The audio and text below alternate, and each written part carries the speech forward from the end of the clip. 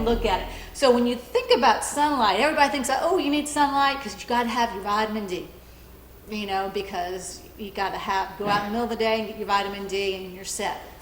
And that's all we think.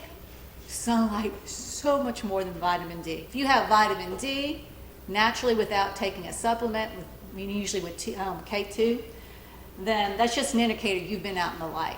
But it's so much more than that. So really this journey starts with a guy, ICU doctor, Dr. Roger Schultz, and he went through COVID. And after COVID, one thing he went through COVID, he noticed some patients got better quickly, and they all were about the same, and then some patients took forever to get better, and some didn't. And he wanted to know, what was the difference? Why did some people struggle? Why did some people leave? And so after COVID, he started digging into the research. Now, we're talking about sunlight, but don't dismiss that these other things, having a diet.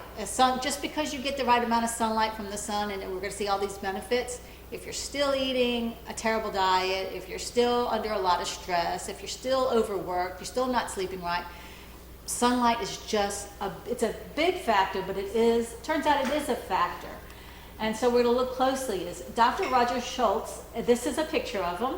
By the way, his name? Yes. Schwelt. Schwelt. Thank you. Wow, I never would have got that either. Schwelt. Okay.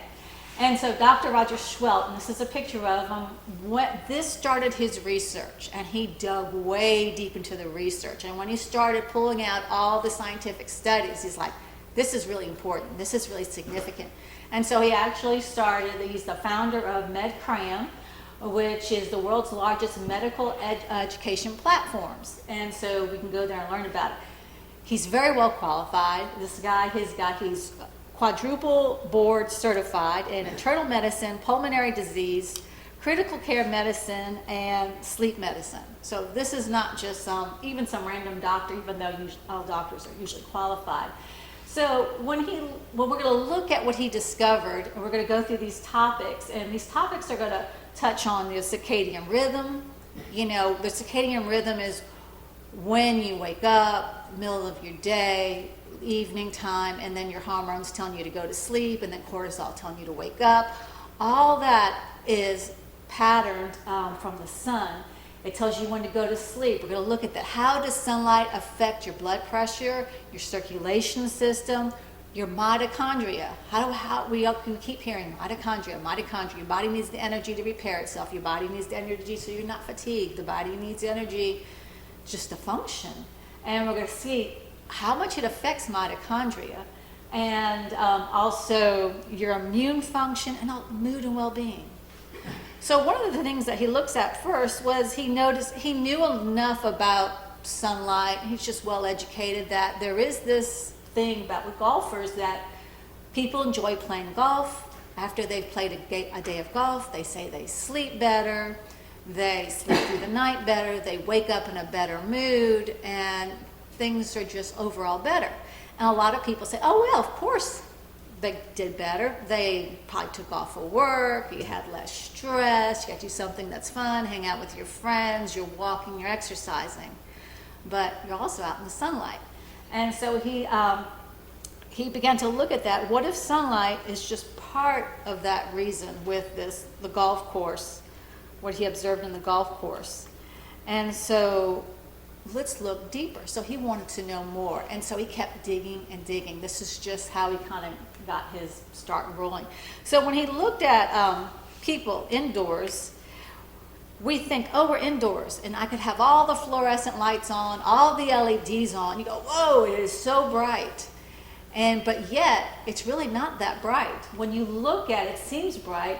When you look at it, typical light, it's 200 to 50 lux, versus if you go outside, depending on what time of day it is, cloudiness, it's 10,000 to 100,000 lux, 100,000 lux. And so, it may not seem like it, but if you go outside and then go back into your office or that brightly lit fluorescent kitchen, and you realize how much dimmer it is. And the reason you don't see it when you first go outside is your pupils constrict. So you don't realize how much brighter the sun is, how it's affecting our bodies and our circadian rhythm. And not only that, but when we have our indoor environment, because we are a wealthy nation, we got air conditioning, we got our LED lightings, our fluorescents, we don't realize how much it's affected our body. And then when you think about it, if we didn't have our modern world that we have today, that we didn't have 120 years ago, they didn't have the bright blue LED lights at nighttime, the TVs, the telephones. And so we didn't have those bright screens at night. We had soft, red lit campfires, candles, or even going back to the 80s, we had incandescent light bulbs, which you had more of that full spectrum light with the red light, which is more calming for evening, like a sunset going down. And so we have a different world that we live in. And so it seems like we're in light all the time, but it's not the right kind of light. So when you look at it, the average person spends 90% of their time inside. And so home, office, even in your vehicles, the windows block the UV light that we need, the full spectrum light. Even our cars have tinted windows where we're not getting it. And so when you think about it, and even our sunglasses, especially in the wintertime, you live in a city, some people get up, they wake up before the sun comes up. You got your LED lights on, you got your blue light. That's okay, it helps wake you up. That's actually probably a good time to have blue light because you want that rise in cortisol. Because if you have that rise in cortisol in the beginning of the day and you're calm the rest of the day, your melatonin will be real high when you go to sleep at night. You want cortisol in the morning, melatonin in the evening. So that's a good thing. But think about it. You get up before the sun comes up. You get into your car. The car has tinted windows. And so you drive to work, you park in a garage, or maybe you park in a parking lot, but you go from your garage, you're still not in sunlight, you go into an office, you're in LED fluorescent lighting, and then you spend your whole day there. If you're lucky enough to get out for lunch, that's great.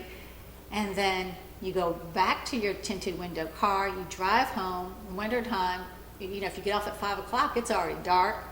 And so you never get full spectrum light. You never see the sun. You get that one spectrum of blue light. And I'm not even talking about the flicker of LEDs, what they do to your cortisol level. Even though you can't see them flicker, LEDs and fluorescents flicker. And they rev up your system. So your cortisol stays high when you're in it. I'm not even talking about that. But we're just not exposed to that full light because of the way the environments that we have in our that's one of the things we can buy in our wealthy country. And so when he looked at the research, what he noticed is that the people who recovered quickly after COVID, when they looked at all the research that was collected during COVID, and he looked at it, and one of the first things that popped out was the people who were released earlier had high vitamin D. And so you think, oh, it's vitamin D. But actually that was an indicator that they were getting out in the sun. And so then he started looking at the bigger story, and he started figuring out the sunlight not only affected them getting out of the hospital earlier, but blood pressure, mood, their immunity, cellular energy. It affected all that. So and it led to even more research as he starts to look into light. And so one of the things he's discovered in all his research is that light, infrared light, which is the light that if you have sunlight, whether morning, noon, or night, you're getting infrared light. It's long wavelengths, and so we can penetrate in the morning, all during the day. And that type of light actually goes right through your body. And we'll look at some pictures of that later. It's really cool. It goes right through your body, and it triggers nitric oxide release. So it's going to relax your blood vessels. It's going to improve circulation, because this is what nitric oxide does in the body, and improves oxygen delivery and lowers blood pressure. Same thing, when you exercise, you're actually releasing nitric oxide. It does the same thing with exercise, but just going out in the sun, it does these things. And so we're going to look at a little bit more of that. So it helps with the nitric oxide release, so cardiovascular disease, circulation, also with the mitochondria. Now, when we look at sunlight, I just wanted y'all to see the spectrum over there. Sunlight in the it's 5% of it is UV, ultraviolet, and that's the one that people would think of with causing cancer and things like that. That's only a small percent, and then most of it, a lot of it's visible. 52% is invisible infrared light, and that's the one. That's one of them that is so beneficial that affects the mitochondria, and it actually helps you to produce. If it helps your mitochondria, helps you reproduce ATP. Most people know this, and that's going to help with tissue repair, recovery, and just metabolic function in general because you're getting more energy and kind of keep you away from cancer too. So what happens is the infrared light comes in and it actually penetrates all the way through your skin and it hits the mitochondria. When it does that, it turns on the mitochondria. If you eat glucose, food with the glucose in it, it's going to consume that glucose more efficiently. So what is that going to do? It's going to raise your energy. It's going to lower oxidative stress because your ATP goes up, and your glucose, after a sugary meal, it's going to go down, and you're actually going to measure people's breath, and they actually breathe out more carbon dioxide because they're digesting that glucose better. They're getting more energy from their food. And this is really kind of mind-blowing just to see how it works. There's the Journal of Biophotonics that they gave. There's two groups, the control group and the group that was exposed to the red light for only 15 minutes. And check out these results. Even though they both had the glucose, just 15 minutes of red light lowered their glucose levels by 27%. And I'm like, wow, that's pretty cool. And then, you know, being who I am, the way I think, and I look at God, the way He made things.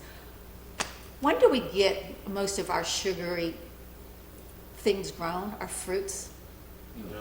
In the summertime, Yeah. when you have the light to help you digest it. And I heard another doctor on talking. He says, think about things, and he said, what would you think if you saw a polar bear eating a pineapple? You go, oh, that's strange. Polar bears don't eat pineapples. But yet, because of our modern day society, we can be up north or anywhere and eat a pineapple in the middle of the winter time. And so that's one thing that makes you go, yeah, but that's not, because of our modern society, we can and we can do those things, but something to think about. So what they found out is just by, if you have a high glucose meal, just by eating out in the sun, you drop it by 27%, your glucose. Don't need to go for a jog, Right. or take, it's like, oh, go for a walk after every meal. Yeah, I'm not going to do that. Well, as much as I stay in the sun, I shouldn't have any glucose. Yeah, you should be good. Well, at least by 27%. And so they saw that the placebo group didn't, the red light, just by 15 minutes. So when you look at God's creation, how He did it. And so just looking at the sunlight spectrum, we kind of went over this already, that 5% is ultraviolet light, and we're looking mostly at that infrared light, and that they all have their benefits. So ultraviolet light, that's used to make nitric oxide. And by the way, I don't know if y'all listen to about, like, when do they tell you to get your vitamin D? When do you have to go out in the sun? Do y'all know? Middle of the day. Because ultraviolet light is a very high frequency light, so it can't, in the mornings, it can barely make it through the clouds, the atmosphere. But when the sun is straight up on top, it goes directly through. So that's when we get most of our ultraviolet light. And that's when they tell you, don't go out in the sun, you're going to get a sunburn. But that's also the sun that gives you your vitamin D. That's also the sun that releases nitric oxide, is the middle of the day. But one thing that we're lucky about where we live, that we're in such a low latitude, we can actually get ultraviolet light a little bit in the, not maybe like the direct winter time, but more towards the winter time, versus being up north, you can't. Right. And so we have some benefits that being at a low latitude, we don't have to. If you want to get vitamin D and you're worried about getting a sunburn, You don't have to, where we live, go out in the middle of the day. There's still some coming through. And, because that is one of the concerns about UV light, ultraviolet light, that there's sunburns, cancer, things like that. And versus our infrared light, we can get that all day long. So infrared light, you get all day long. Ultraviolet light, where we are, we can get it mid-mornings and also late afternoon as well as the middle of the day. So when you look at light. And so after he learned all this, he's like, well, what should we do? Is there anything we can do to incorporate light into our life to help set our circadian rhythm and get all these benefits? So this is what he does. He wakes up, he recommends waking up early in the morning and going outside in the beginning of the day. So it sets your circadian rhythm, raises your cortisol, and to set that clock for all its benefits of having the circadian rhythm. And Jamie, don't go outside when you wake up thinking you're gonna get some UV. Yeah, no. It's gonna be all dark. yeah, we got a way to get around that.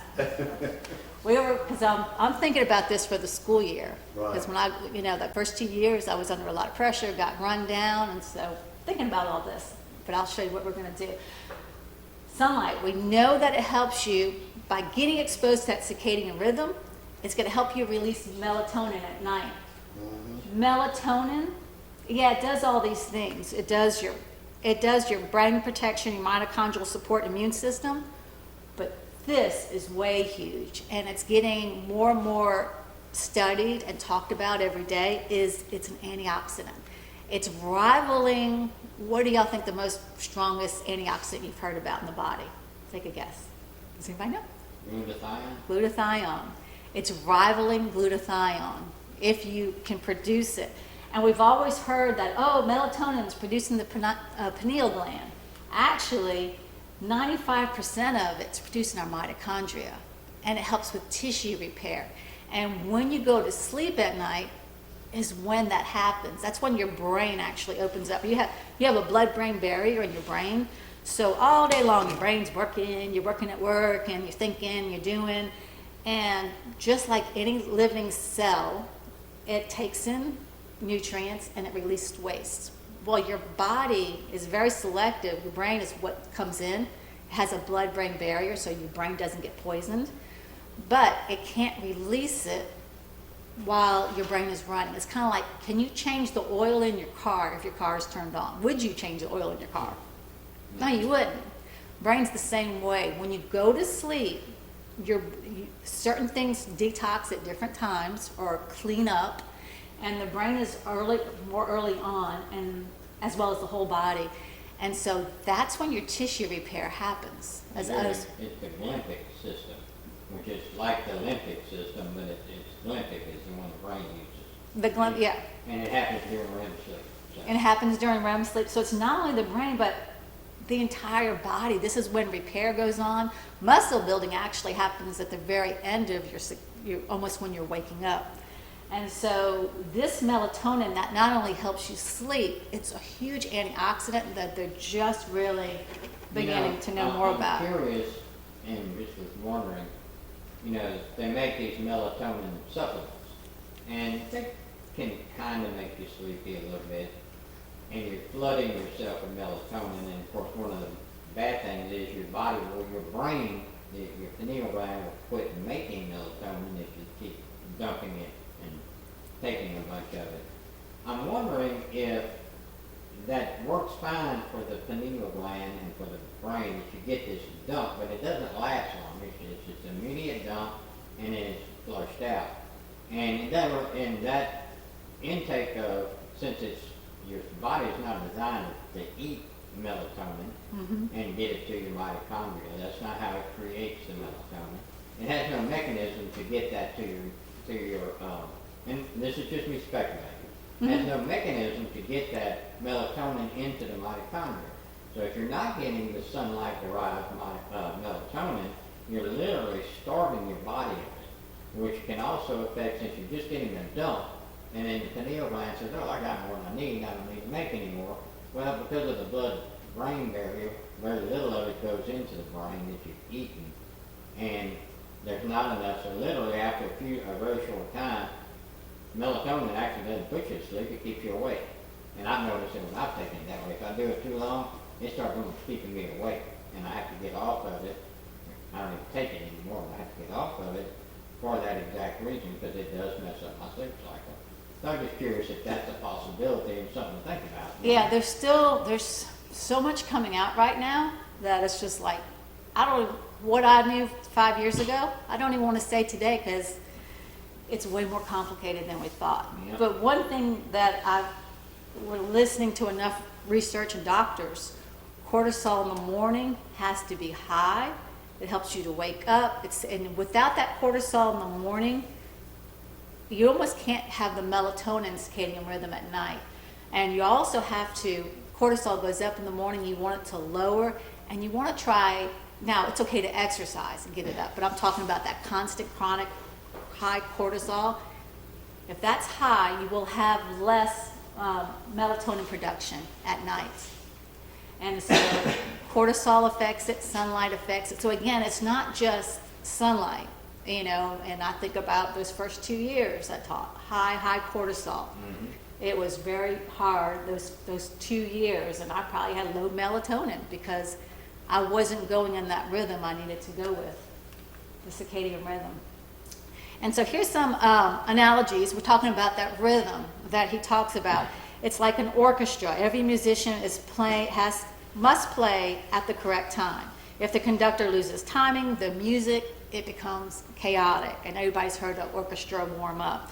The brain circadian rhythm is like a clock. It's like the conductor, that circadian rhythm. And the morning sunset, it's what resets every day. And so that's the reason the sun really is important to sleeping better. And by the way, I just was listening to a doctor the other day, and the immune system without sleep, so I'm not even talking sunlight, just talking sleep, but melatonin is one of those things sunlight is, your immune system goes down by 30% just from that. And so it's like this is part of that big picture. So there is a sunlight connection, and so it helps establish your nights and your days. Do y'all need to? She's got to, Yeah, if Callie wakes up, she'll be scared. gotcha, smart. She's in the car? No, she's at At home. home, yeah. Normally she would be fine, but with the thunder, Y'all know her. And so, what would be the optimal thing? Optimal, not saying doable, but optimal, if it was doable, is to get out in nature. Get out in nature, yes, the sunlight, the walking, the sleep, the fresh air, they're all great, and they can help us feel better and do a lot. It's not saying that modern medicine doesn't have a spot in all this. Modern medicine is very important, but we still need the prevention. We still, we need modern medicine because we do get sick or have accidents. But one of those ways is being exposed to nature, getting out in the sunlight. And you don't have to get out in the sunlight and go, I got to get into a bathing suit. You don't need to do that. You can leave your clothes on. Infrared light is so long, it can penetrate through 15 layers of clothes. Anything from cotton to wool, to wet wool, to dry wool, and even polyester, it can penetrate through. So you can still get that benefit of infrared light.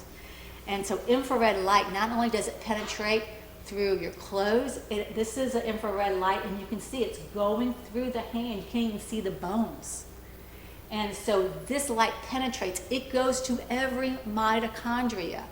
And it kicks up the mitochondria and the electron transport chain. That's a whole other thing, but it goes right through that infrared light, those longer wavelengths. And it's even been shown to improve vision. So there's just a number of studies. So outside, God made the light. Inside is man-made light. Yes, we love our air conditioning. We love to be inside, and we have this man-made light. And a lot of this man-made light, the LEDs and the fluorescents, we have to buy these lights because we're going green. and it uses less electricity, no doubt about it. LED lights do use less electricity than incandescent lights, but at what cost? And so it's something we need to, Electric bill that. huh? Get my electric bill that. Yeah, right now in the AC in the summertime. And so at what cost with these man-made artificial lights? And it's getting worse. So in 1800, we can see that people spent 50% of their time outdoors or near a campfire. In the 1950s, they had 100% incandescent lights, and they had just plain glass windows that would let in 25% of the light from outside. They had plain glass windows, and they were 25% outdoors. The 1990s, they started introducing fluorescent lights, 50% fluorescent lights, and we started using less incandescent lights, and we spent 15% of our time outdoors. But now today, if you buy a house and it has windows, they're supposed to install window glass panels that block ultraviolet light, the light that does as well. So now, even though we're inside, at least if we had the drapes pulled back, we could still get ultraviolet light, even though we were inside. But now with our new windows, we can't get it. You know, you get long infrared. Yep. On the near infrared. Yep, you're It's not- only visible light that comes through. Yeah, only visible light. And we did that because, and you can feel near ultraviolet light, because when you go out in the sun, Near infrared. no, I'm just talking, infrared, You can feel infrared light, because when you go out in the sun, that's what heats your skin. It's not the visible, it's not the ultraviolet, it's the infrared that you're feeling, that heat. That's what you're feeling. And so that's why they changed the rules for the windows to cut down on electricity use. But then we also lost our light, and so now it's only letting in, like Eddie said, visible light, and we spend even less time outdoors, 7%. What is an OLED? I have no idea. Oh, okay. Okay. So this is a camera that measures, that takes a picture, and you can see the infrared light. Yeah. And so when infrared light hits anything green, it's reflected. And so it's what you see that's normally green, it's like that light or bright orange color. And so this is what outside looks like on you can see it's a nice sunny day. Okay? You can't see it with your eyes, but with this special camera, they can see the picture. And this is how do you say his name? Schwitt? Schwitt. This is outside of his house. Schwitt, okay. And he's got a house just like everybody else with the modern windows, modern light bulbs. So he's going to go in his doorway and he's going to take a picture looking through his door. Now, he says inside of his house, all the lights are on, but this camera the special camera only takes infrared light. And so you can see inside of his house, there's no infrared light. And you can see the glass on his door. So it's not letting it in. So in our offices, this is on the outside, you can see the infrared light. That's on the inside. Same idea, but this is with an office building. And you know when you go in office buildings, they're bright, bright, bright, but it's black. It's black on the inside. And so this is what we're living in today. We're not getting the ultraviolet light. And so here's an office, and here's the control group, and this is what it looks like. It's lit up. Now when they take a picture for the ultraviolet light, it's black. And then, Violet or infrared? I keep saying ultraviolet, I missed it up, infrared. Okay. Yeah, thank you. I keep doing that. And then you see where, if you look at picture number C, all they did in C was they put lamps with incandescent light bulbs on their desk. And then they take another picture, and you can see the incandescent light bulbs let off the incandescent infrared light. And so there is a way to get around getting your infrared light. Put on your desk a lamp with an infrared light, with an incandescent light bulb, and you can get that. I don't anymore. Okay, and I have that solution for this. Okay, so when we look at this, light has always been a part of our life ever since God created humans. We've needed it. And so we need the bright days, the dark nights, and that's how God meant us to live, is bright days and dark nights. Here's just two QR codes to get to a lot of two of his presentations. Here's some